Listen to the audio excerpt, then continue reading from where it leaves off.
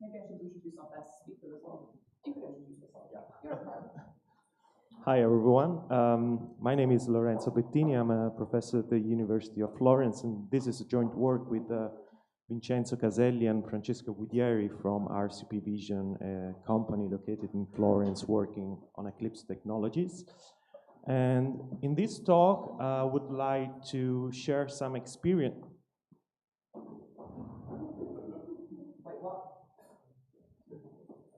Well, I keep on talking.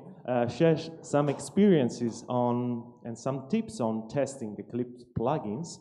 Especially, I would like to show a few tricks on how to avoid to use functional testing when you can avoid functional testing frameworks, how to do without an Eclipse instance if that's not needed, and to use plain JUnit tests as much as possible when testing your plugins, okay? And in the end, when you really have to use a functional testing framework, I'd like to share some best practices on that. So, of course, you all know that you should separate the core logic, the business logic from the UI, but in the end, when implementing an Eclipse plugin, you really have to do with the UI. And you want to test the UI, you want to test your tree viewers, you want to test your forms, you want to test your dialogues. And so in that case, should you start using a functional testing framework right away? Well, the idea of this talk is no, not right away.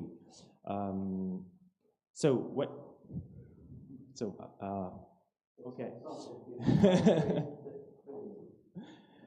So if you have many things to test related to the UI in your Eclipse plugins, you should ask yourself whether you can do without running Eclipse while testing, okay? And do you really need functional testing framework to test all the behavior of your plugins? So let's say you want to use SWTBot as a functional testing framework. Who's using already SWTBot? Okay, so many of them. But I think that holds also for other functional testing frameworks like Jubula or RCPTT.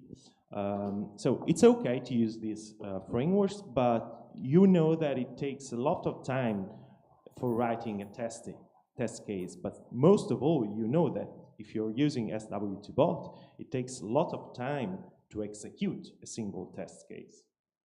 So you might try to do without the functional testing framework and trying to write plugin JUnit tests that run an Eclipse instance. But again, the problem is not the functional testing framework. The problem also in this case that it takes a lot of time to write a test case, takes a lot of time for executing a test case. So the idea is that you should try to use plain JUnit tests as much as you can, even if you want to test, let's say, something that only deals with Jface and SWT. So if you want to test the viewer only uses Jface and SWT. So if you have a tree viewer, you don't need a running Eclipse instance to test the viewer, okay? In order to test these scenarios, even if you need, let's say, data binding for connecting your model objects with the widgets, all you need for running these tests is a Jface control, your domain model, of course, a display. You actually need an SWT display. You need a data binding real if you're using data binding, and I'll get back to that in a minute. But you don't need a running Eclipse instance. So if you only want to test your viewer, you don't need an Eclipse view to test your viewer. So what you could do is writing a JUnit display rule. I don't know if you're familiar with the JUnit rules, but it's quite easy to write a JUnit rule.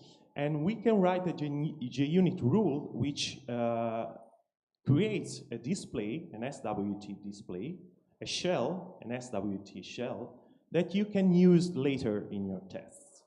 And then when you're implementing a JUnit rule, you have to implement the apply, but also in this case it's really easy. And this JUnit rule is inspired by that blog post.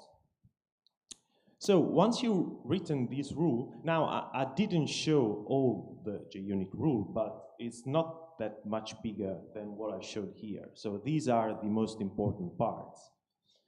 So this JUnit rule creates a display and a shell that you can use as the parent for your widgets, for your SWT widgets. So the problem when you're creating the widget, you have to pass a parent, so you actually need a shell and you need a display. By the way, most of the time you only need the display as an object and you only need the shell as an object, but you don't even have to open the display. Then you can write some utility methods. One of the most important one is the one that flashes your pending events. So typically in your tree viewer or table viewer, you update the UI in an asynchronous way. So you have to have a method that flashes all the pending asynchronous events.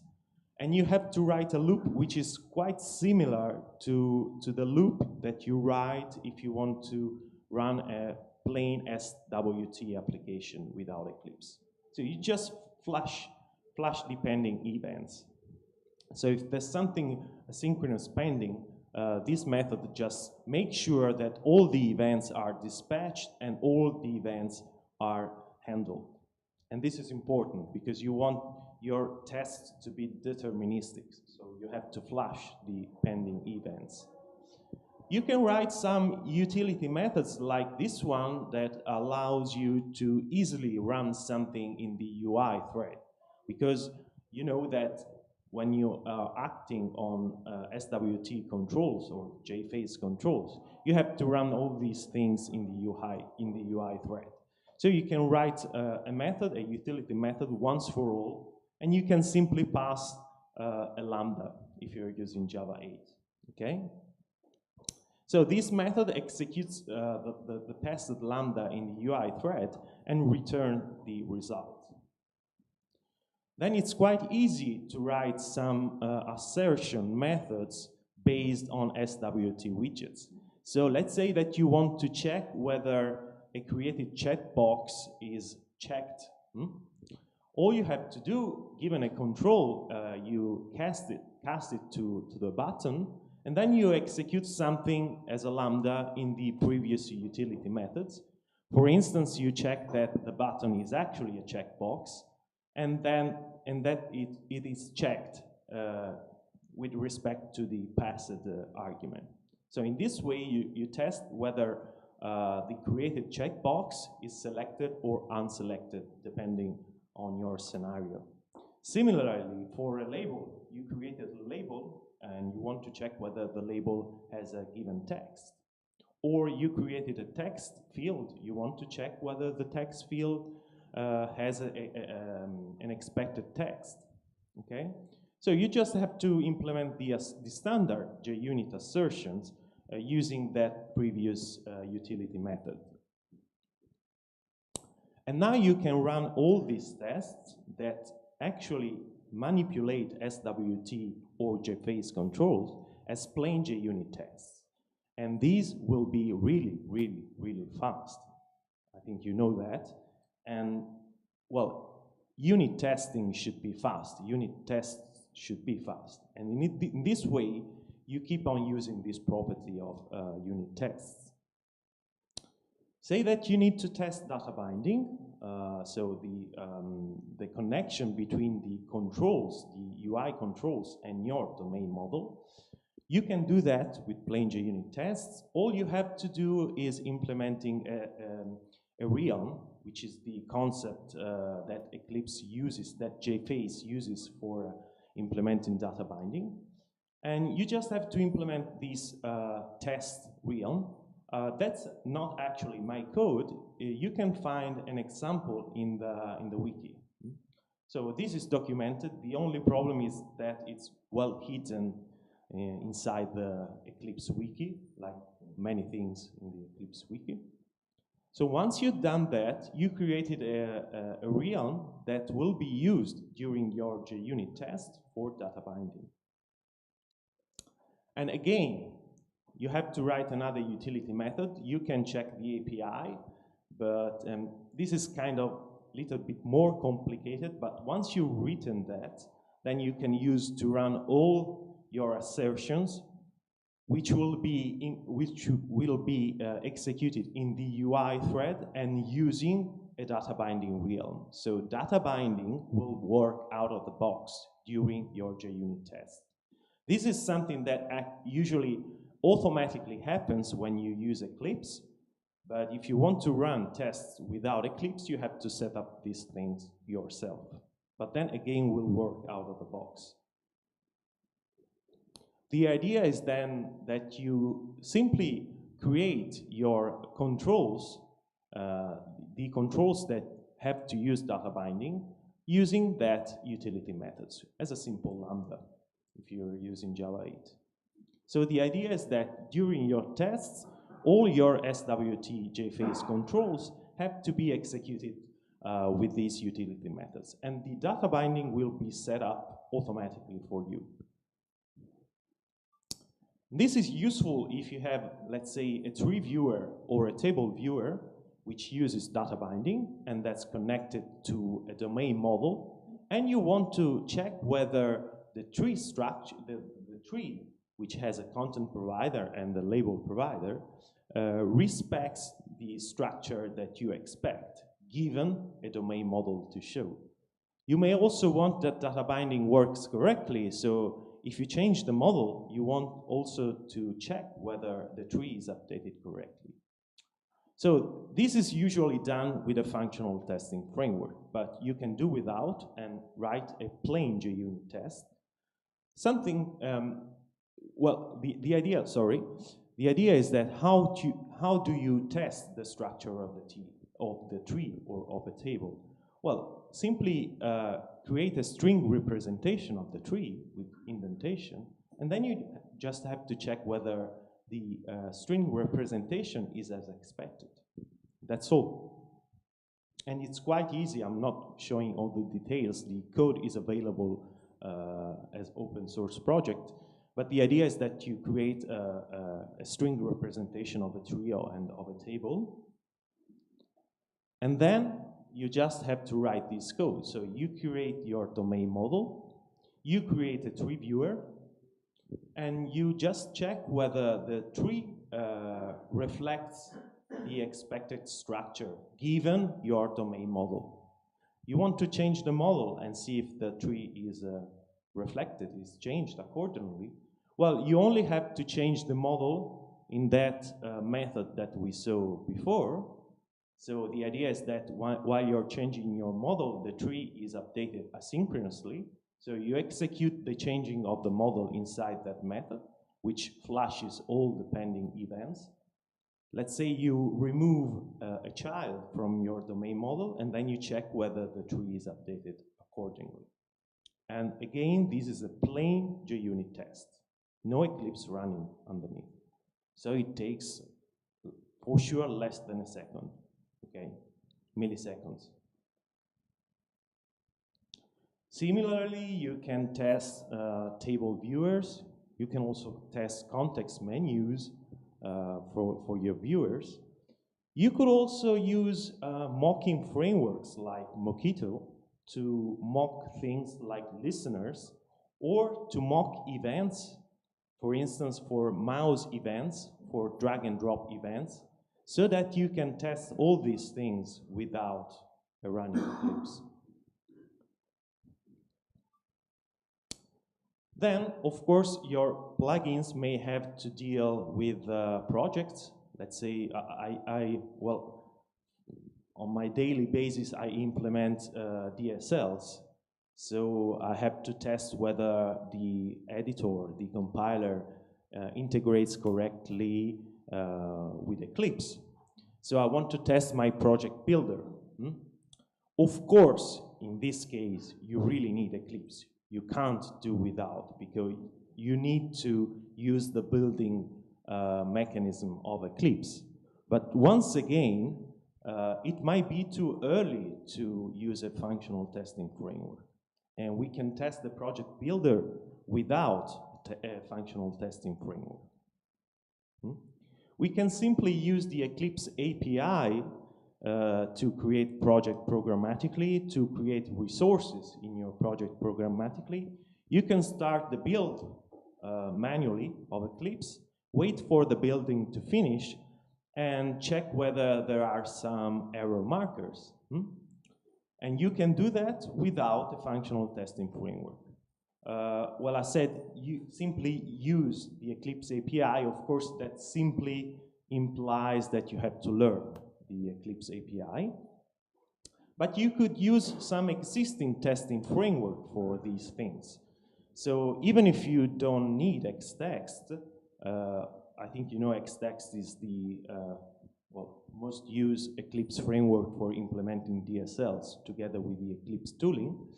And Xtext provides you a testing framework for testing all the previous things. It provides many utility methods that hides all the details of the Eclipse API. So you can use these utility methods for creating a project programmatically, for spawning an Eclipse build and waiting for that to finish, to create a Java project, to copy files to the workspace. And even if you don't want to use this framework, you can, well, drag some inspiration from their implementation and learn the Eclipse API to do these things. So this is just an example, but you can create a project in the workspace programmatically like that. Again, you could use this utility class provided by Xtext. It creates a project, it adds some folders to the project, it adds the nature of your builder. So if you're familiar with creating project builders in Eclipse, you know that each project builder is associated with a nature. So you set the corresponding nature. If you have a Java project, you have to set the Java project, the plugin nature, or your own building nature, so that you create the project programmatically. And then you use the Eclipse API to access error markers. So you don't have to use a functional testing framework to go to the problem view, expand the tree in the problem view, retrieving the marker. You don't need that. You can use the standard API to access the markers. Well, of course, you have to know the details of how a problem marker works, but if you implement a project builder, you probably already know these details. And for example, you retrieve all the markers of the workspace and you make sure that there are no errors. Or if there are expected errors, you check that whether your project builder created an error in the workspace. Everything programmatically. You have a wizard that you want to test. Again, you can do that programmatically. Again, you don't have to look at all the details. You can find then the code online. But you have to create the wizard programmatically and simulate the press finish of the wizard so that you can easily test your project wizard or file wizard without using a testing functional framework.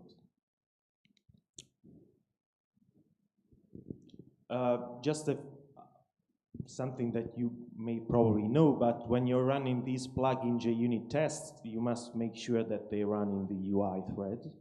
So if you're running from Eclipse, you have to check the checkbox, or if you're using Tycho, you have to specify that property. While when using SWTBot, you have to do the opposite. So SWTBot test must not run in the UI thread. So you have to make sure to unselect the checkbox or to specify that false in Tycho for using the UI thread. And just another note, if your project builders rely on PDE, then you will experience some nice nightmares when you switch to Tycho, because what works in Eclipse won't work in Tycho. because when Tycho runs Eclipse, it runs Eclipse without a real running target platform. So in that case, the target platform will be empty and nothing will compile in that Eclipse if they need PDE. So in that case, you have to set the target platform programmatically. And again, I can show you then some code to do that. And then everything will work also with Tycho. Functional tests, of course, at some point you need functional testing because you really want to test what the user would do. So in that case, use your favorite functional testing framework. Quite familiar with SWTBot. I'm also a committer of SWTBot, so I'm going to talk a little bit about that. But even in that case, you should avoid to do some bad things when using these frameworks. And there are two tips that are taken from this presentation that we gave last year at EclipseCon Europe. So typically you see some examples in SWTBot that the first thing they do when running a test, they close the welcome view in Eclipse because it disturbs your tests. And you typically see this code snippet to close the welcome view that basically simulates what the user would do to close the welcome view. We really think that you should avoid that because testing whether the welcome view can be closed is not your business, okay? You want to test your own behavior, so you shouldn't simulate the closing of the welcome view as a user would do. Especially because once you close the welcome view, then the later tests would have to wait for the timeout given by SWTBot. So in the later tests, you have to wait some time because SWTBot won't find the welcome view. So you're wasting seconds uselessly because you're trying to test something that's not your business. So instead of doing like that, using simulating what the user would do, close the welcome view programmatically. So just iterate over the views, and if the welcome view is there, you close that. You won't waste any time. Similarly, let's say that to test your views or editors, you need the Java perspective. So when you're writing the SWTBot test, you need the Java perspective open. Typically, you see these pieces of code that simulate what a user would do to open the Java perspective. Again, that's not your business. You just need the Java perspective to run your tests, but you don't need to simulate the opening of the Java perspective. Most of all, this code relies on a fixed structure of the menus of Eclipse. So if Eclipse changes the layout, your tests will start to fail due to something that's not your business.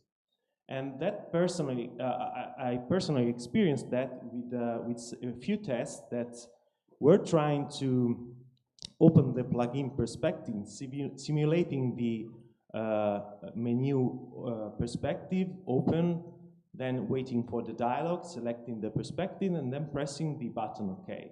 Well, in Oxygen, the label of the button OK has been changed to open. And suddenly, all the tests started to fail due to something that was not my business, okay? So don't do that like that. You need a perspective for your SWTBot tests. Open that programmatically. That will work even if Eclipse changes the labels of the button. Of course, if Eclipse changes the idea of the perspective, then you'll be in trouble again, but that's not likely. And if you use Maven Tycho, again, you might experience a few differences between the behavior of your tests in Eclipse and with Maven Tycho, especially if you wrote the plain JUnit test that we saw before. You may want to run those tests with Maven Surefire plugin instead of Tycho Surefire plugin. Because if you're using Tycho Surefire plugin without the UI hardness, in any case, those tests will run in an OSGI environment, which is different from the environment that you use when you run JUnit tests from Eclipse. So if you really want the same context, then use Maven Surefire. In that case, they will be run exactly as standard JUnit tests in Eclipse. So just a few more words. All these things, all these techniques have been used for testing our project, EMF Parsley, and this is the talk I gave last year here at the Project Quality Days. So it's, this talk is a kind of generalization of the previous one. So Parsley is a framework for implementing UI applications based on EMF models. So we have to test many things related to the UI. We provide many UI components like trees, forms, dialog. We set up them programmatically. We have a DSL, so we have to test a DSL editor inside Eclipse. So there are many things that we want to test, mostly related to the UI. So we use a functional testing framework, but only for when we really need that. But for the other parts, for the main UI parts, what we do, we write a plain JUnit test that covers 100% that specific UI class. It's easy to write once you set up all the utility methods, and it's amazingly fast to run. So just to give you an example, to execute 600 tests as plain JUnit tests, you only need 13 seconds, okay? If you do the same with the functional testing framework, it's much more. And just to give you an idea, when we execute our SWTBot tests, which are around 100, it takes around 5 minutes for executed 5 minutes. While for the plain JUnit tests, which are much more, so around 650, it's only about 13 seconds. Okay. And they are actually much easier to write. So all those things I've shown you before are based on what we use to test Parsley, and we created these JUnit rules and utility classes and some base classes, and we also release all these plugins if you want to reuse them, but they are still under development, so the API may change. But if you want to experiment with that, you have to install that feature from our update site, and you will find all those utility classes to test UI as plain JUnit tests. So this basically concludes my talk. The idea is that try to use plain JUnit tests as much as you can, and when you get to functional testing, try to test only your behavior, okay? Otherwise, you might get many false positives, which is bad. So please remember to evaluate the session, and if you have questions. How would you test autocompletion, for instance? Autocompletion in editor. Yeah, so the question was, how do you test autocompletion in the editor? If you're using Xtext, or if you're not using Xtext to implement your editor, you may want to have a look at the kind of mocking class to test the autocompletion in the editor. In that case, you need a running Eclipse, because you need the editor, but it's quite easy because you just say what you expect as completions given the contents in the editor at this specific point in the editor. So you may want to have a look at what they do. If you use Xtext, it's easy, you just use their class. And by the way, it's the first year, 2 years ago, I gave a talk here at the Project Quality Day testing Xtext DSLs that also show how to test auto-completion. If you're not using Xtext, well, you may have to have a look at what they do to create programmatically the editor, taking the source viewer, setting the text in the editor, and then programmatically selecting the content assist, so triggering the content assist, wait for the proposals, and then you just need to check whether the proposals are as expected. And if you use their class, it's really a matter of an assertion methods. Given this text at that position, I expect these proposals, and that's all. And underneath, the editor is manipulated programmatically. It's interesting to see if I change the language behind it, so it evolves and should provide more proposals. Yeah. Can I again return the test? Yeah, well, that's kind of expected. If you change something that's all the fundamental problem of the tests. You test against the golden data, essentially, and you have to update the golden data. I mean, if you change the proposals, the test should be updated.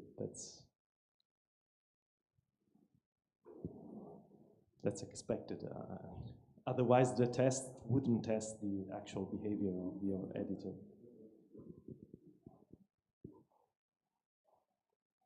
Yeah. Do you have any good suggestions about how to deal with timeouts in SWTBot tests? So the question was how to deal with timeouts with SWTBot.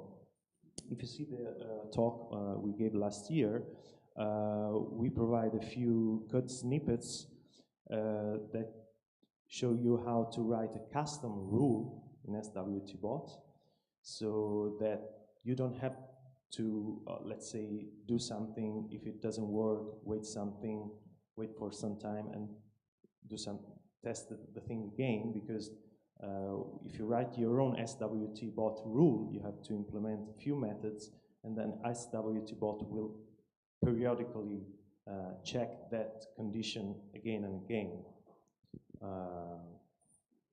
So in that case, you should write your own SWTBot rule, and it's quite easy, just 2 methods.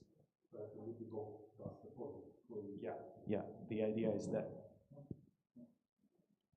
You can make that even a bit more comfortable by using something like the workspace, and then implementing the assertion with reading, and then the assertion itself, but then you just pointing of what happens to the assertion.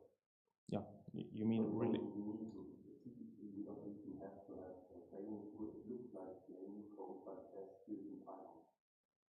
Okay, yeah, thanks. Okay, then thank you.